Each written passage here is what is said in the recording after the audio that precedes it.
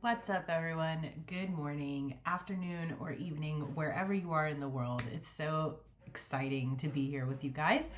My name is Jaya. I put out videos every Wednesday and Sunday for bookish related content. And so I thought that I would start off this beautiful Sunday morning by discussing some of my favorite books and also my thoughts on this series thus far, as well as predictions I have for future references of what may happen in this series, as well as discussing just the enjoyment and joy that this series has brought to so many people.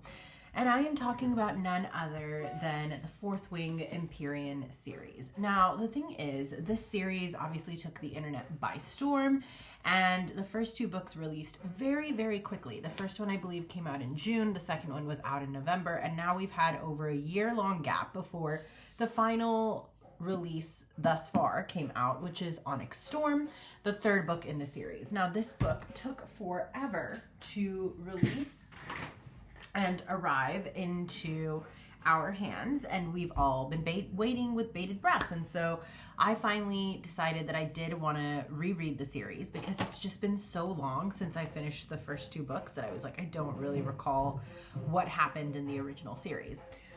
So that is why we're here today. The noise you hear in the background is my husband's music class. He does teach mridangam, which is a style of Indian drums. And so I figured while he's doing that, I'll be doing this. So I do apologize for the percussion in the background. I don't want to call it noise because I do think what they play is beautiful, but the percussion in the background.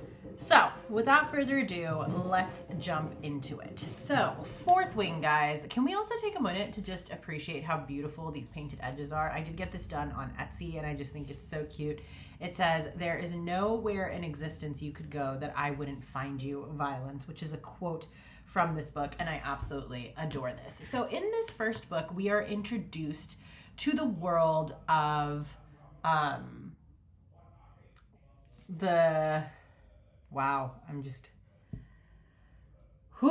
totally just blanked, guys. Totally just blanked. But we are introduced to the world of Navarre in this first book. So Navarre is the city in which the War College is. So the book starts off with our main character, Violence. Violet is her actual name, Violet Swaringale, but she is lovingly nicknamed Violence, is basically going to be competing for a spot in the quote-unquote writer's quadrant. So there's multiple different quadrants that exist within the school. There's the scribe quadrant, which is basically the group of individuals who actually write out the history of everything that has occurred, as well as indicating anything that may be coming in terms of correspondence from the generals who are out about in the real world, keeping Navarre safe, and basically reporting that to the students who are learning at the school, as well as the generals who are within the school. We have the healing quadrant, which is more limited in numbers, but you have the individuals there who primarily focus on helping injured individuals. Then you have the infantry, which is basically like the cadets, the foot soldiers, if you will. The best way I would be able to translate that is like the army. And then you have the rider quadrant, which in my head is kind of like Air Force vibes because you're riding dragons. So the rider's quadrant is the most dangerous because you do have to bond a dragon in order to successfully graduate from the rider's quadrant. And the goal is basically you're going to go through these crazy, crazy experiences in your training, just prepping you for what's outside in the real world so that by the time you graduate with your dragon, you are trained and ready to go to defend the city of Navarre. Now, there are stories that have taken place throughout the course of this book, which basically indicate that, hey, you know, there's also these like historical like musings about these characters called wyverns and venin, which are like these evil counterparts to like the Navarre riders. And then you have the griffins. Now, the majority of Navarre believes that the griffins have been attacking the Navarre land in order to gain resources and gain control of the dragons. And under the knowledge of the Navarre academies, all the students are under the impression that the main danger they'll be facing outside in the real world is in fact the Griffins. Now, Violet is interesting because she's the daughter of the general of the Riders Quadrant, so very, very powerful mother. And her father was one of the best scribes as well. She was all geared up to enter into the scribe quadrant when all of a sudden her mother pulls her out and says, no, you're going to be a writer instead. Her older brother is believed to be deceased. His name is Brennan. He was the pride and joy of the mom, and since she's died, she has become even more intense about protecting her daughters, but has a very cold way of showing it. Her middle daughter, Mira, is also an absolute legend within the ranks of the Riders Quadrant. She produces wards, which help protect all of her fellow army members, and she's also been known to be brutal and ruthless when it comes to war and has walked out successful on multiple occasions. She's been given an award, she's been celebrated. So the book starts with Mira and her mother fighting in order to say why Violet should go into the scribe quadrant instead of into the writers quadrant, and then she is told without any feeling at all by her mother that you will compete in the writers quadrant or you will die trying. So here's poor Violet trying to get through the writer's quadrant. She's carrying around a bunch of books with her because she just wants to be a scribe. She's an absolute total nerd, which I love about her. She's extremely intelligent, extremely capable, and she's on her way into this college to basically make big changes. Now, everything I just said was basically an overall synopsis of this book that can be given in terms of just those few sentences. But from here on out, we are going to be going deep into spoilers. Now, that is something that I think was kind of indicated with the title of this particular video. But if you do want to read Fourth Wing, I just want to say it's an excellent book. It's a great, great world of fantasy. It's an excellent starting point to get into fantasy if you haven't really read fantasy before. It is considered romantasy, so you are going to have romance in this. You are going to have some steamy scenes in this book. But more so than anything, it's going to have the dragons, the world, the politics, the enjoyment of the fast-paced, thrilling vibes of any good romantasy, in my humble opinion. And then it also has the high stakes, which makes the romance and the relationships and the storyline that much more fun. So we're going to jump into the spoilers now.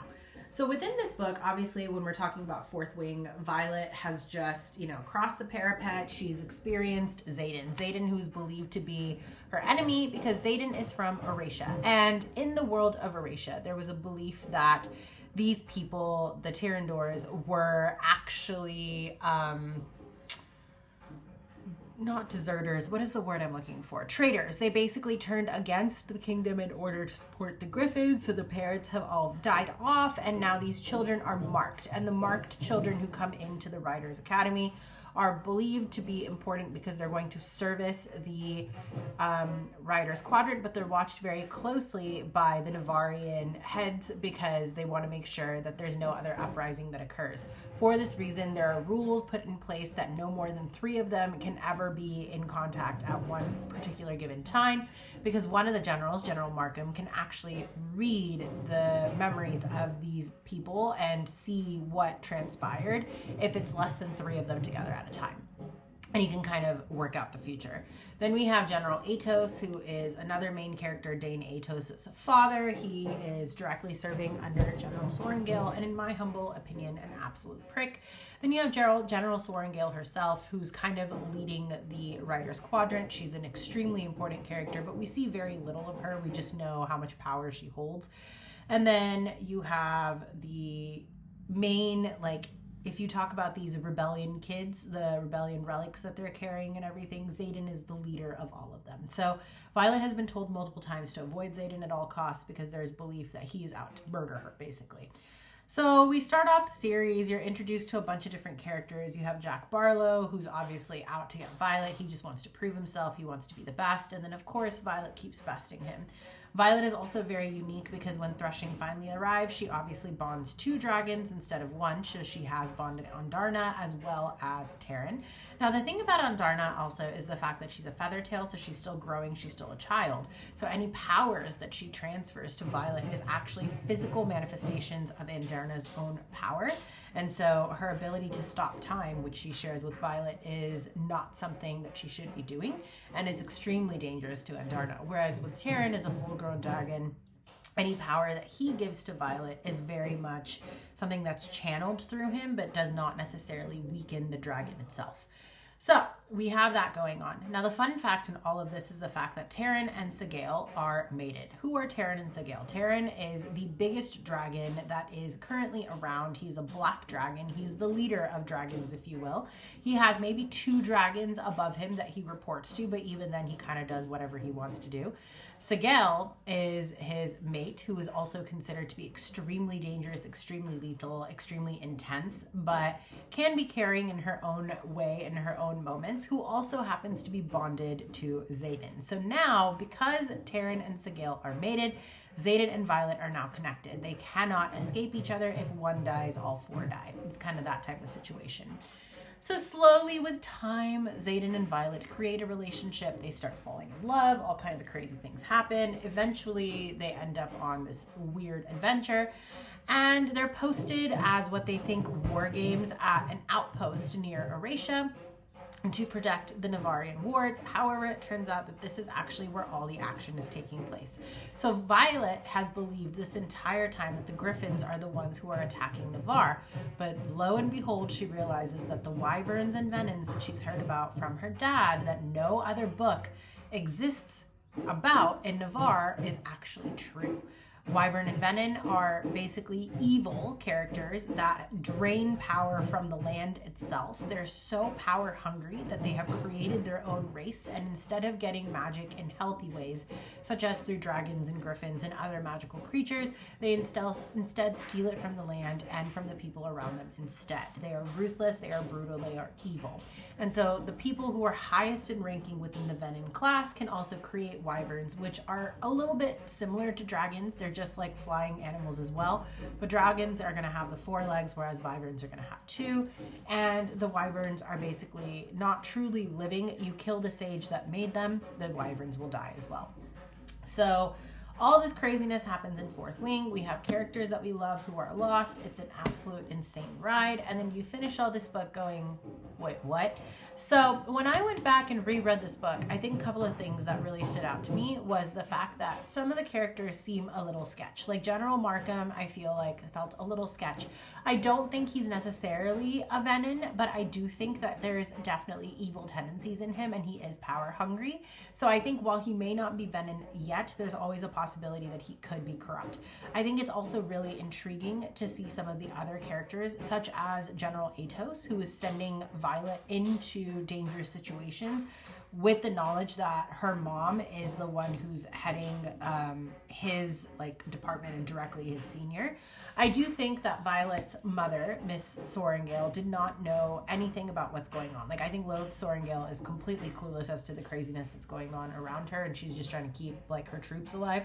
But I have a feeling that General Atos may have a inkling that Venom are present, and I think he is making a move to have the highest ranks of power, because it does seem like he's more power hungry than he cares about actually protecting his students and the Navarians. Also, I think it's really interesting that he's pushing so hard for no one to know that Venom exists, so that was really interesting. So this book as a whole was just fun to read.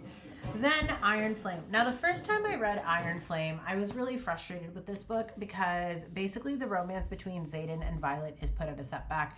Violet finds out that Xaden has been lying to her throughout the entire first book. He has not been very truthful about everything that's going on beyond the Navarian borders. He hasn't told her that Wyvern and Venom are real. He doesn't tell her that he has been helping get weapons to the Griffins. So for everything that Violet knows, Xaden is actually an evil prick and has basically been lying to her. So now she has joined the rebellion cause and does promise to protect him, as well as the other marked ones, but is extremely pissed off with Xaden. So in Iron Flame, originally when I read it, I was more focused on the fact that the relationship was irritating me because they act like 2-year-olds than it was about the actual book. But I think on the reread, I really enjoyed this book. So with Iron Flame, obviously, now we have this new setting. We have characters who have died.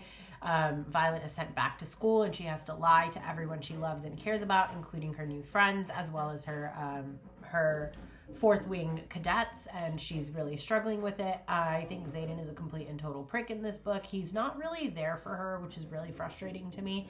But I think the thing I loved about this book is also her relationship with the other marked ones. I love the fact that she's creating a relationship with Garrick and Bodhi and Imogen and all these other characters who are so crucial to the movement. And I love the fact that in the first half of the book, you kind of get to see some of these characters who might actually be Venin, who have kind of infiltrated into the Navarrian campground. Specifically, I'm talking about General Varish. Now, the fact that he makes comments such like, oh, some of us control our dragons, not the other way around, when he's talking about Soleil. I mean, it's very obvious that clearly something's not right there. Jack Barlow is another clear example. So Jack Barlow was an evil character from the first book who's believed to be dead, who then returns, and we find out later on that he's actually Venin. And he, at one point, was actually injuring his dragon and basically influencing his dragon in order to gain power. And the whole purpose of these characters being within the Navarre wards was to bring the wards down, because at the end of the day, all the Venin want is to be able to infiltrate the place where the dragons are safe and laying their eggs in the Vale. So that was a really interesting plot twist. I think it was really intriguing to see how like there is general management within the Navarrian quadrant who are in fact, not quadrant, but the Navarrian like land, who are actually potentially Venin. And I think that's really fascinating, because I wonder who actually forced the lack of knowledge within the scribe quadrant to come around, who actually pushed for all of those banned texts to be banned. So I think that was really fun to read. I think it was also really interesting to see how these characters are kind of revealed very slowly without openly saying that they're Venin, but you know, you have this inkling that something is going on. I also love the fact that in this book, you find out that if a dragon bonds a rider whose family member was previously bonded to that dragon, there's a possibility that that rider will develop 2 powers. So all of the marked ones have basically been seeked out by the dragons that they're bonded to, because they were bonded to family members of these marked ones at one time. So all of these marked ones now have secondary powers, which is really interesting to see. We get to see little tidbits of it throughout this book, but I think you really get to see it more in Onyx Storm, which was really fun. In this one, we find out that, in fact, while most people who are able to read minds are considered dangerous and oftentimes executed, Xaden keeps that power hidden. So we find out later on in the book that he's actually a mind reader. And the fact that Violet feels so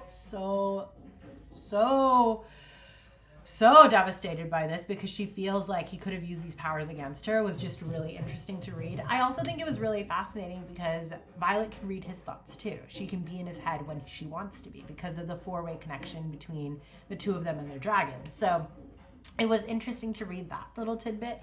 I also really enjoyed reading the component of the book with the training, when we're really seeing Violet try to take control of her lightning powers, even though if it is in a cruel way, just to be able to like actually hone in where she wants each of her strikes to hit, since we know the initial time she did it in Fourth Wing, she almost killed Andarna in the process. I also love the fact that in this book you get to see, you know, General Sorrengail as a human who actually loves her daughters and kind of owning up to her mistakes and explaining why she wanted to push for Violet to be in the Writer's Quadrant and not in the Scribe Quadrant, simply to protect her daughter. I think that was really interesting to read as well. But the most fascinating component of this book, I think, is the reveal that Brennan is actually alive.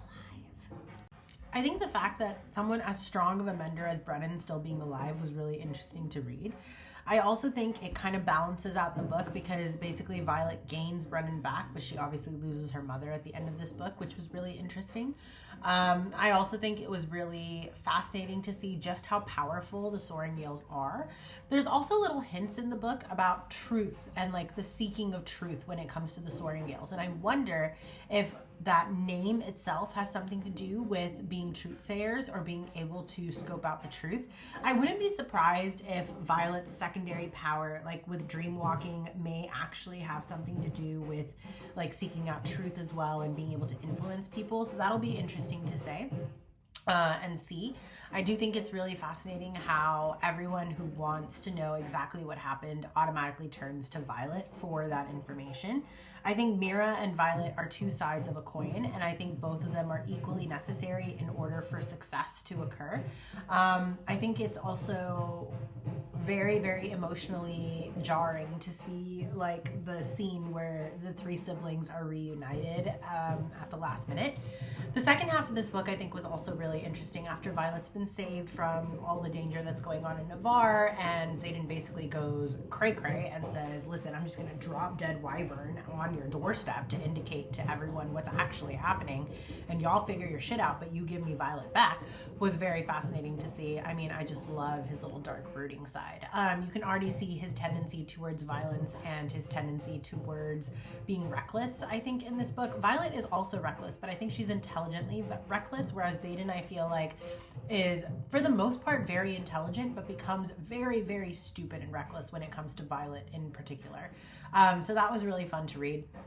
I also really enjoyed seeing the Griffin side of things and being led into that land as well, meeting the king in their domain, as well as seeing the amount of respect that Xaden basically holds and the power that Xaden holds in court outside of the Navarrian community was really interesting to see, because obviously he is the heir to the Tyrrendor throne. So that was really fascinating.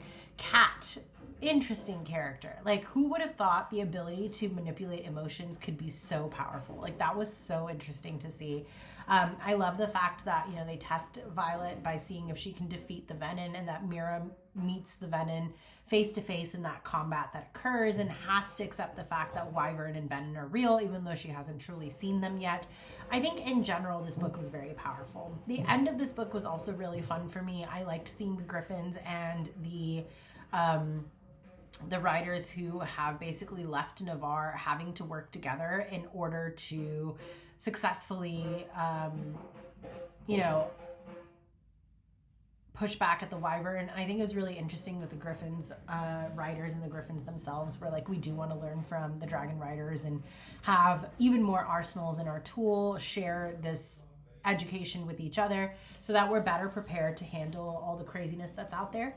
That was really fun to read. I think in particular, though, my favorite scenes in this book were actually the battles at the end, when all of these people who have basically rejected Navarre and this idea that, you know, they're only there to protect themselves, come back to the aid of Navarre in order to create a ward and protect against the Venin and the Wyvern. And then, of course, the end of the book when you find out that Xaden has turned. That was a shock and a blow for me, but I do think it's going to be interesting to see where Rebecca Yarros takes it from there. I do feel like all the other Venin characters we hear about definitely turn for the sake of power, whereas Xaden turned for the power of love. And I do think that's going to make a significant impact in how the book moves forward. Now, that is basically a quick, all over the place recap of Fourth Wing and Iron Flame. So let's talk about the book we're all actually waiting to talk about, which is Onyx Storm. Now, this book is significantly shorter than the other books, and there is a lot that happens in this book. I do feel like the first half of the book was very slow, but I do think that that slowness was kind of important because you're learning about how these different characters work together. You're kind of seeing this idea that the Griffins and the Riders have not gotten along yet. A lot of Navarrians are still really struggling with the idea that people have deserted them and left in order to fight for the Wyverns. I think it's really interesting that now they have no choice. They're basically being roped into this because they are being targeted and there's nothing more that they can do. I think it's really interesting how Violet and her crew basically decide to go attack the Wardstone itself to pull out the relic that prevents the Griffins from being able to use their powers while still simultaneously holding the Wardstone at its full power. And I love how brilliant Violet is, like literally planning to do that right after the pardon is about to be given so that she cannot be tried for this issue. Like, brilliant, absolute brilliance. I also think it was really interesting to see Andarna's side of the story and seeing them going on this quest to try to understand what Andarna is, what the seventh type of dragon is.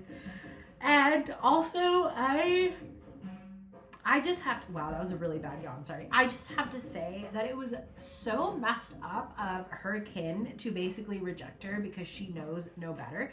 They left her behind at a war college. What did they think was going to happen? But I do think it was really unfair of them to so harshly judge Violet and the violence that's occurring when they just left them there to suffer. If they know the truth of peace and they are a peaceful breed, then I feel like they should have stayed behind to actually make sure peace is achieved, especially when they're talking about the Venin as being like abhorrent and basically being like scrum of the earth. Like, it's like, well, you didn't do anything to show them how to beat them. So what did you think was going to happen?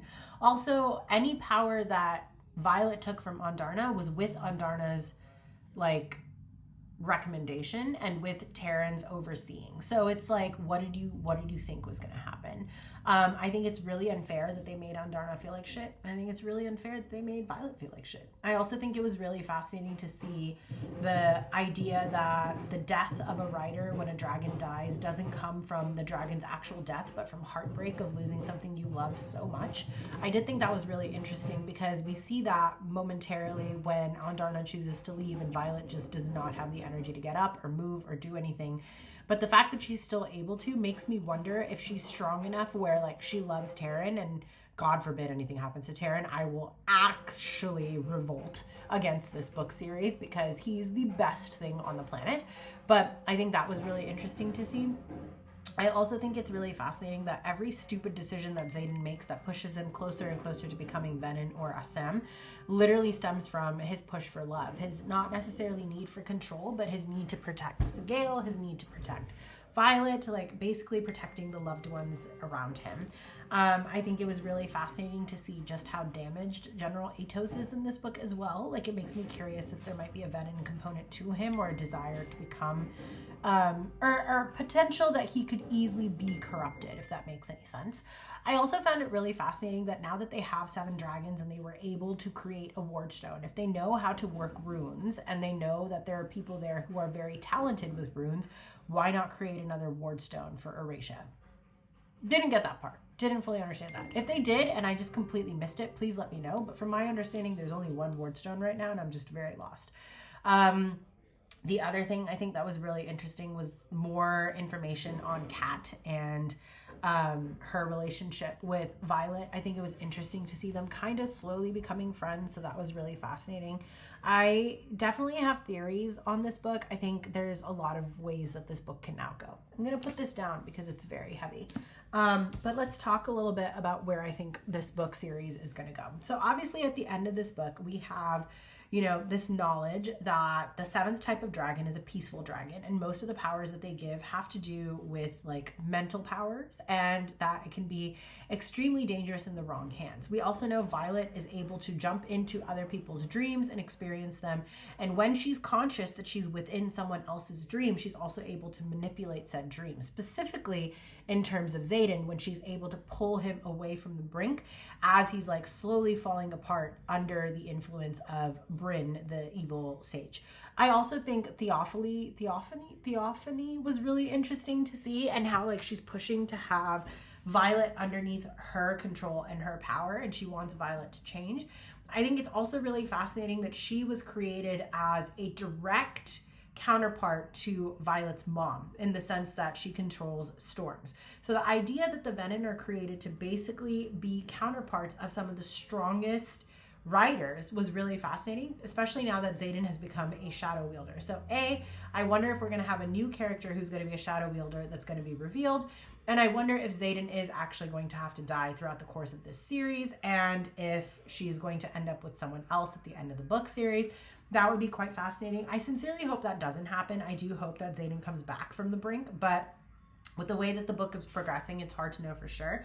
I'm also curious to see if he will try to influence Sigale unintentionally, and to better understand how that transition happens, because initially when the riders and the dragons are bonded, it's supposed to be the closest love relationship you have. Like, this is literally like you're combining souls together. Like, this is your dragon, this is your whole life. So it's like the idea that they can slowly influence them and corrupt their dragons seems really interesting to me. Especially because of the closeness they're supposed to have. Now, obviously, if you're power hungry and you want to push for more power from your dragon, that changes things a little bit, but that's not the case with Xaden and Sigale. So I'm almost curious to see if Sigale does fall under influence, especially being as powerful as she is. And I'm also curious to see if there's still going to be a mutual respect between Xaden and Sigale. I think it's also really fascinating that Taryn says that you are capable as a dragon of shutting off your power to a rider. So maybe the flip side is Sigil will cut Xaden off. And then Xaden's powers of, mind reading and shadow wielding will change because he's going to have to channel from the earth in order to be able to pull those powers out of him. Also really fascinating that he's now married to Violet. I think that's going to be something that's going to be interesting to see, and I think it'll be fun to kind of see her figure out what her old memories were. I think, Bodhi and Garrick and Imogen and all these characters are going to become even more important as we start to discover their second signets, like we did with Imogen and her ability to turn things into stone. That was just so cool to see. Like, Imogen is just a rock star to me, so that was super fun to see. I also think that further training needs to happen, but as it progresses and these guys become like at a level where they're going to be able to graduate, they've had so much hands-on combat experience that I think as they develop more leadership skills and they learn how to work together as a team, even more so, it's going to be even more powerful. I do also know that she being Rebecca Yarros, mentioned in an interview that a character will be killed off at some point in this series that we love dearly. I have a feeling it's either going to be Rhiannon, which would be devastating, Sawyer Riddoch, so one of those three, or it's going to be Mira. And the reason I say it might be Mira is because already we can see the influence that the almost death of Mira had on Violet. And I think the only way to get Violet to heal is going to be through Brennan or Mira or these other three characters. Specifically though, Mira, because it is very clearly stated that she is the other half of the coin. Without Mira, there is no Violet. Without Violet, there is no Mira. So having to identify who she is as a person outside of Mira, because Mira is almost a safety blanket for her, I think is going to be something that needs to happen. And I think it's going to be an absolutely devastating moment in the book. I also think eventually Xaden will, if he does not get killed off, turn back to being human, and he will be the source of the cure. I mean, Theophany, I think like when Violet finally like talks to her in person and brings up the fact that she was once, a priestess, it seems like Theophany genuinely feels a sense of loss, that sense of, having a soul, that sense of having a purpose, that sense of having a connection is gone. And so like they're just existing for the sake of power. And I think for a moment she does feel that. She feels that momentary loss. And I think that grounding piece of your soul is going to be so important for you to come back from being Venom. But I do think there's going to be a cure eventually available that'll be interesting to read. I think it's also fascinating that this breed exists and that they haven't been hunted and killed out. And I think part of the reason that might be is that as the books progress, we're going to get more history on how the Venom and the Wyvern came to be in the first place. And I don't think it's purely just power struggles that led to this. It's very clear there are some cruel people in the Writers' Quadrant, which we're slowly getting to see with General Atos, the King, like all these other characters. So it almost makes me question, like, were the Venom created out of desperation? Was it truly just because they sought power? Or was it a desperate move that was created by this group of people in order to protect themselves from the, tyranny of the Griffins and the Riders? Which makes me think that maybe, just maybe, not all the Wyvern and Venom are evil. That's a long shot. I don't know for sure if that's true or not, but I do think that'll be interesting to see. I also think it'll be really fun to see Violet tap into her abilities as a dream walker, and I think it'll be interesting to see how she's able to infiltrate into the Venom's minds in order to figure out their game plans and also continue to influence Xaden subtly. The only thing is it's kind of clear that the sages are able to have these powers as well. So I'm curious to see how that works. I'm also not 100% convinced that the Sage is not created to counterpart Violet, because it's very clear he's also influencing Xaden's dreams. So if he's able to influence Xaden's dreams, and we didn't really get an idea of what kind of, damage he was doing in the battle between him and Xaden when Xaden gets turned, it's a curiosity for me as to whether or not he actually has the ability to wield lightning as well. So I think that would be interesting to see. I do think in this next book that happens, it's going to be more focused on her learning her dreamwalking powers and more on Andarna, gaining the training and the education that she needs in order to be a vital source of turning the war. I don't think we're going to see those results until the end of the fourth book, though. I think there's going to be a lot of emotional struggle that happens in the fourth book. I think we're going to see a lot more death. I think we're going to see a lot more war. I think at some point, if Xaden continues down his path of being Venom, he will eventually end up in a position of power because he's extremely, extremely powerful. And I do think at some point his fellow family members and his fellow like colleagues are eventually going to have to face him in battle. And I think the only thing that's going to stop him is Violet's face. So there's a lot of crazy things that are going on here. I also wonder if Sgaeyl will eventually abandon Xaden and come back to Terran or not. And I'm also curious that if Sgaeyl is influenced, does that mean Terran can also be influenced because they're a mated pair? So that's also an interesting question for me. Overall, I think Onyx Storm was a great book. I think it's another stepping stone in the series. I do think a lot of important things were revealed in this book, but knowing that there's 2 more books, it did feel a little bit filler for me. Overall, it was still a 5-star read. I absolutely enjoyed it. I love this series, and I can't wait to see what else Rebecca Yarros puts out there. This was a very long video, mostly of my musings and me just like recollecting what I loved about this series and the things that seemed most important to me. If you've read the series before, definitely leave your comments down below as to what your predictions are and what you think is gonna happen in the next few books. Also, let me know if you haven't read the books and you did end up watching this, if you felt like I spoiled too much of it. But if not, definitely let me know what you think when you choose to read the series, should you choose to do so. And I'm just so excited to see where Rebecca Yarros takes us in the next book. Now, it's crazy to think we might have to wait 2 years for it. Here's hoping it comes out this year. But on that note, can't wait for the next one. And I'm so excited to discuss this book in my book club. That being said, I will catch you guys in the next video. Once again, I put out videos every Wednesday and Sunday on bookish related content for the most part. And I cannot thank you enough for being here. If you enjoyed this video and it's your first time visiting the channel, definitely consider hitting that subscribe button and that notification bell so you don't miss out on all the fun. For those of you that are returning, thank you so much for being here. Thank you for being a part of this bookish community. It means the world to me to be able to share my obsession with books with so many wonderful people, and I can't wait to continue growing this bookish community. I'm also thinking eventually it might be fun to start a book club with the YouTube crowd. If that's something people are interested in, definitely leave me a comment below and I will try and see if I can figure out a way to create that platform. But otherwise, if you guys are looking to join book club, I am part of a book club called the Overbook Book Club on Facebook. You just have to go in and show interest in the group. There's a couple of questions you have to answer, and then as soon as the admin team sees it and we lets you in, that's all it takes. We vote on books once a month and then we discuss them. So I would love to see you there as well if you're interested. Until next time, guys, I will catch you on the flip side. Have a wonderful, wonderful day wherever you are, morning, evening, or night, and happy reading.